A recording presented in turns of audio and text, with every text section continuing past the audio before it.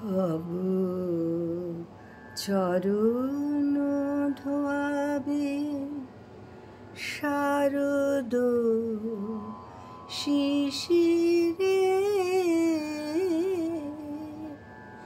শেফালি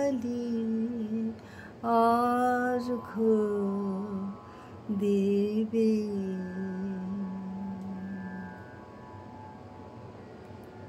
চারিদিকে পুজো পুজো গন্ধ,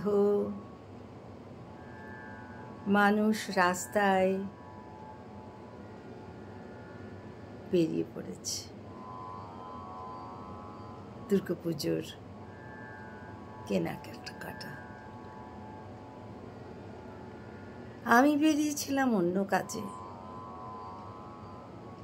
দেখলাম আর তো বেশি দিন নেই, 17 দিন মাত্র বাকি, কিন্তু সেই মতো চাঞ্চল্য ঔজ্জ্বল্য কোনোটাই আমার চোখে পড়ল না। হয়তো পরে পরে হবে,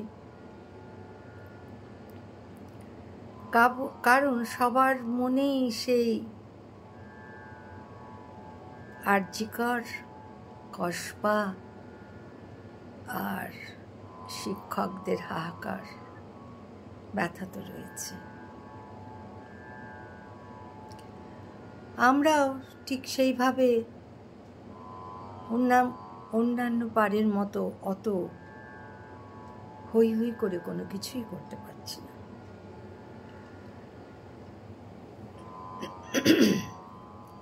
বাবার ছিল বদলির চাকরি, সুতরাং পড়াশুনোয় আমাদেরও একটু অসুবিধেই হয়েছে। বাবার সঙ্গে আমাদের ছুটে ছুটে কর্মান্তরে স্থানান্তরে যেতে হয়েছে। তো ঝাড়গ্রামে আমার দাদুর বাড়ি। এবছর 76 বছর পার পুজোর, খুব বনেদি পুজো, নাম করা পুজো। এবারে যাচ্ছি না পুজোয়, এবারে যাচ্ছি হিমাচল। তো সেই দাদুর বাড়ির পুজোর শিশুকালটা বড্ড নাড়া দেয়। তখন ছিল অভাব,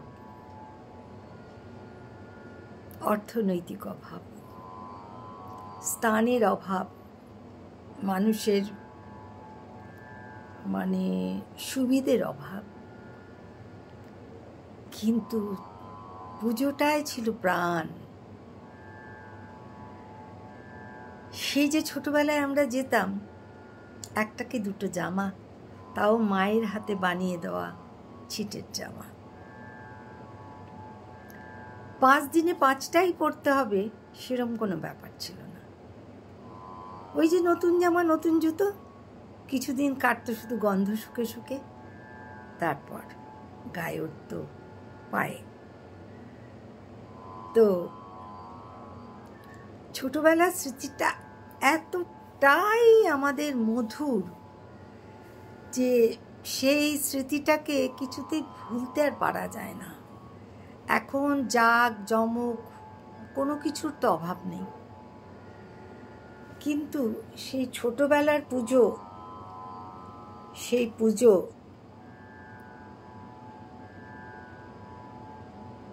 দাদু কালী ভক্ত ছিলেন।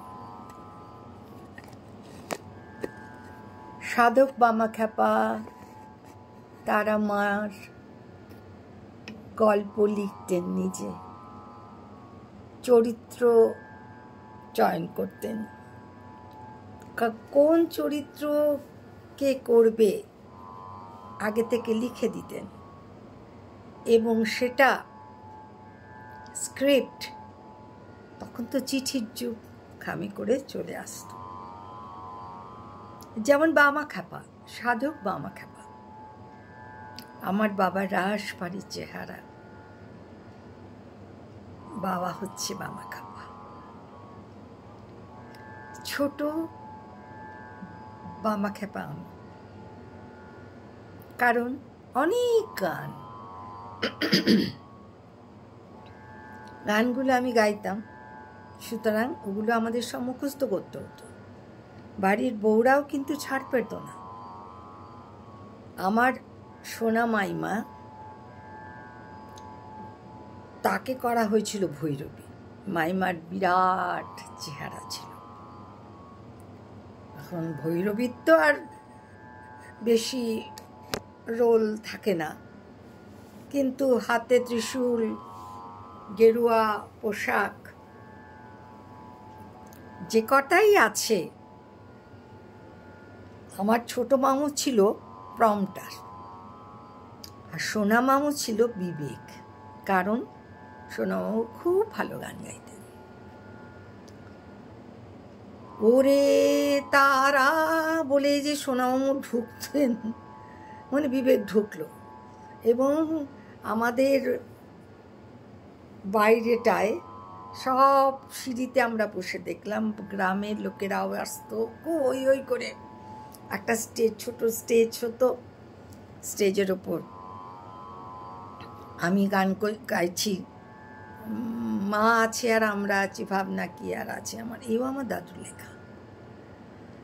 আর আমার বাবা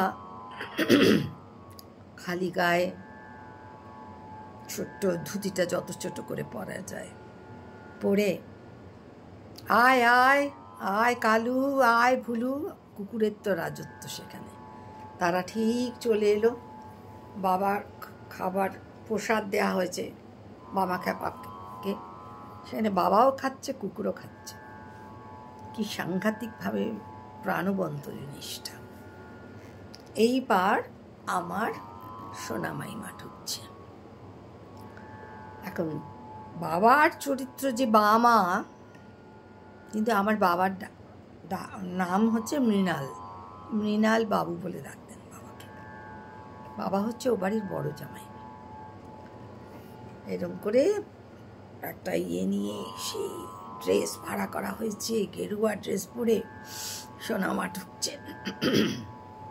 কই কই মৃণাল বাবু, মৃণাল বাবু বলে জিভ কেটে, ও বামা বামা বামা, আর হাততালি হাততালি হাততালি। মানে সবাই তো বুঝতে পেরেছে যে ভুলে গেছে, বৌদি এখন মৃণাল বাবু না, বামা কও বামা কও বামা কও।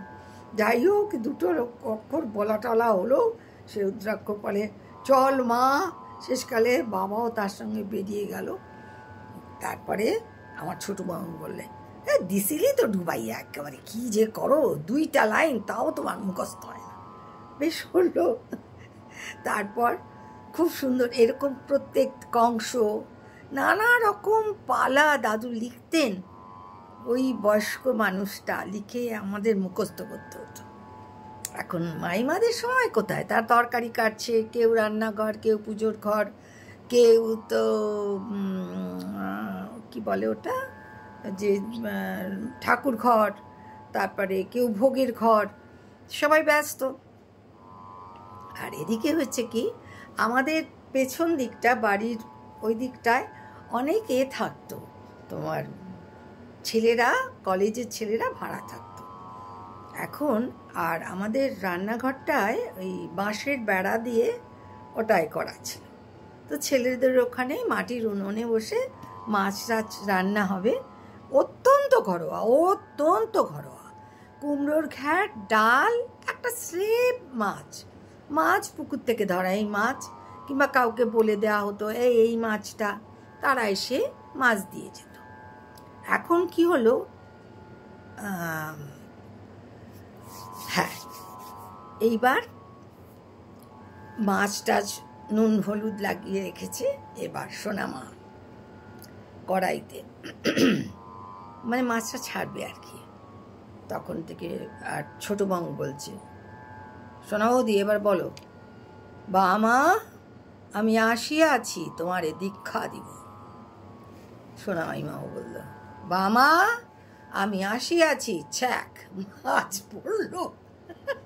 মাছ তোমারে দীক্ষা দিব, তুমি কিন্তু ওখানে মাছ ভাজবে না, সুতরাং একসঙ্গেই বলো, বামা আমি আসিয়াছি তোমাকে দীক্ষা দিব, দীক্ষা দিব। মাছগুলো ভেজে ভেজে রাখছে। আর পলিটেকনিকের ছেলেরা আস্তে আস্তে করে একটা আঁকশি দিয়ে সেই ভাজা মাছগুলোকে ওই ফাঁক দিয়ে নিয়ে চলে যায়। যখন হয়ে গেল তখন মাইমা বলছে, আরে এতগুলি মাছ ভাজলুম, গেলটা কই, গেলটা কই, কি কাণ্ড, আজ তো সব কম হইব, মাছগুলো কে নিল। এইটা হচ্ছে আমাদের একটা মজা, মানে তারা কখন রিহার্স করবে, ওই সময় রিহার্স হলো। আমার আরেকটা কথা খুব মনে পড়ে, মাসি বলতেন সাদা ধপধপে ফটফটে ধুতি পরিষ্কার করে কেচে তোমার গাছের ঘাসের উপর পেতে দেয়া হতো, ওটা শিশিরে ভিজবে, ওটা লাগে। আর ওটাকে কি ফুল বলে, একদম শিউলি ফুলের তো গাছতলা একদম সাদা।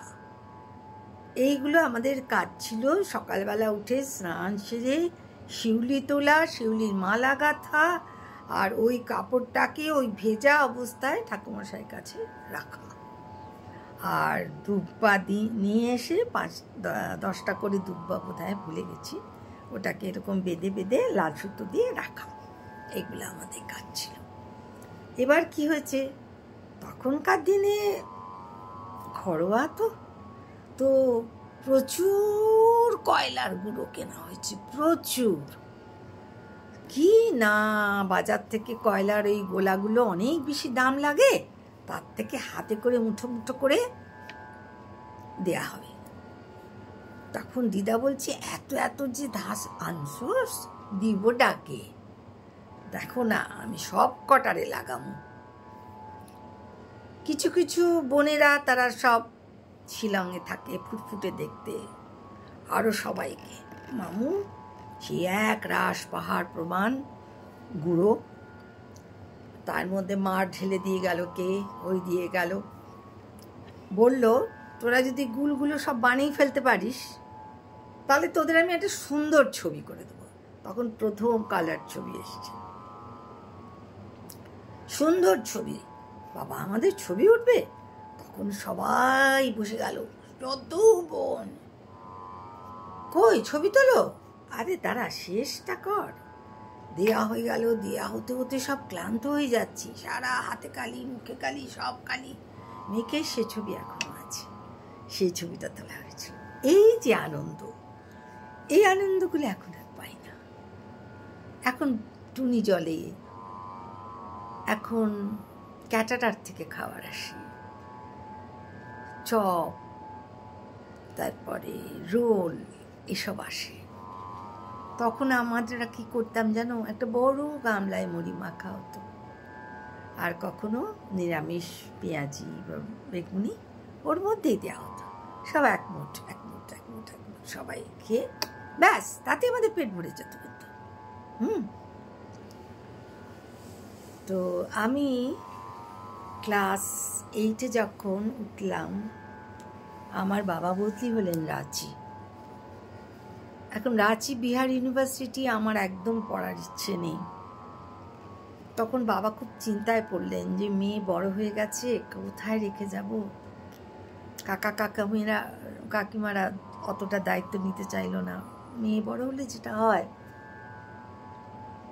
আমার ছোট মামু দৌড়ে এলেন, বলে এত কিসের চিন্তা, ঝাড়গ্রামে গভর্নমেন্ট স্কুল আছে, আমার নাম করে বললো ওখানেই পড়বে। আমার ছোট ভাই ঝন্টু, ও পড়বে, আপনাদের কোনো চিন্তা নেই। ব্যাস ঠিক আছে। তার মানে মা বাবাকে ছেড়ে আমরা মামা বাড়িতে মানুষ হতে চললাম। মা এই প্রথম খুব সুন্দর সুন্দর ফ্রক কুচি দেওয়া বানিয়ে দিয়েছিল। এক এক দিন এক একটা বলবো 5টা ফ্রক, কোনো দিন আমরা পাইনি। তারপর যথারীতি আমি মিডল অফ দ্য সেশন গেলাম। তখন আমাকে পরীক্ষা দিতে হয়েছিল, গভর্নমেন্ট সার্ভেন্টের মেয়ে বলে বিনা পরীক্ষায় হবে না। আর বিনোদ মঞ্জুরি গভর্নমেন্ট গার্লস হাই স্কুল, খুব নাম ঝাড়গ্রামে, সেখানে পরীক্ষা দিয়ে আমি পাশ করলাম, ওখানে ভর্তি হলাম। তা আমি যেতেই মাসি কি করলো, মাসিকে আমি দেখাচ্ছি, দেখো মা এই ফ্রকগুলো বানিয়ে দিয়েছে। তুই তুই ফ্রক পরবি নাকি? হ্যাঁ, এত ছেলেরা থাকে, তুই ফ্রক পরবি নাকি? না না না না, তোমার ফ্রক পরা চলবে না, তুমি আজ থেকেই শাড়ি ধরো। আমার চোখ ফেটে জল। আমি বললাম, তাহলে এই নতুন ফ্রকগুলো কি হবে? অন্য বোনেরা পরবে, অনেক বোনরা আছে তো, একটা একটা করে সবাই পরবে। কোনো প্রতিবাদ করিনি। আমরা প্রতিবাদ করতে জানতাম না। আমরা জানতাম বড়রা যেটা বলছে ঠিকই তো বলছে। প্রতিবাদী ভাষা তখন আমাদের ছিল না। এইভাবে পুজোটা আমরা সব একসাথে হতাম বোনেরা, যার যত প্রাণের কথা সব শেষ সময় আমরা মা দুর্গাও আসতেন তার পরিবার নিয়ে। আমরা দাদুর লতায় পাতায় অনেকগুলো ভাই বোন হয়ে সেই পুজো মণ্ডপকে আমরা আনন্দে, হাসিতে, ভালোবাসায় ভরিয়ে তুলতাম। এখন কিন্তু সেটার বড় অভাব। আজ এই পর্যন্ত, পরে আবার।